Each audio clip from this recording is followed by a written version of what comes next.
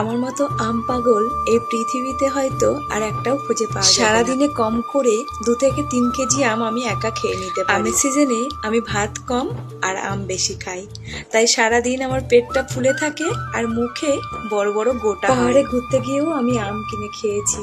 বাড়িতে এসে দেখি শাশুড়ি মা আমার জন্য আমাদের এই বাড়ির গাছের আম আর গ্রামের বাড়ির গাছের আম রেখে দিয়েছে। এখন তো আমের দাম খুবই কম, তাই বর একদিন পর পর বাজার থেকে 5-6 কেজি। আমাদের ফ্রিজটা নষ্ট হয়ে গেছে, যাই রাখছি বরফ হয়ে যাচ্ছে, তাই ফ্রিজের মধ্যে আম রাখতে পারছি না।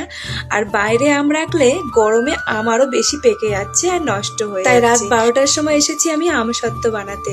আর আমসত্ত্ব বানানোটা আমি আমার শাশুড়ি মায়ের কাছ থেকে শুধু আগের বছর আমি আমসত্ত্ব বানাইনি, তাছাড়া আমি প্রত্যেক বছর আমসত্ত্ব যে কোনো জিনিস বানিয়ে আমি একা খাই না, সবাইকে দিই। এখান থেকে 3 জন ভাগিদার আছে, আমার বোন, দিদি।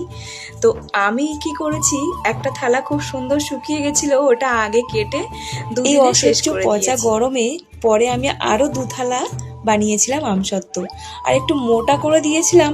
রোজ বৃষ্টি পড়ছে, এই নিয়ে 3 দিন আমি ছাদে নিয়ে দৌড়াদৌড়ি করছি, তবুও শোকাতে পারছি না। যাই হোক, এখনের মতো ভিডিওটা এখানে শেষ করছি। টাটা।